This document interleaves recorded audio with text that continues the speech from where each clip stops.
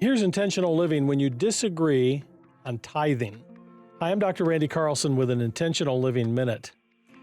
You know, the scripture teaches that everything belongs to the Lord, and a tithe is a tenth, and it's a good practice to learn out of obedience and also out of worship, the 10% tithe. And I know that's a challenge when especially you and your spouse may not agree. Maybe you're in a marriage where your spouse doesn't agree with giving or tithing at all.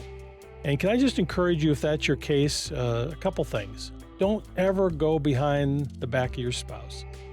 I've seen that in marriages over the years where people say, well, I'm going to obey God. I'm going to go behind my back, the back of my spouse, and do it anyway. And it creates all sorts of problems in the marriage. And frankly, that's not God's intention. Secondly, don't go to war with your spouse, especially if they're not a believer.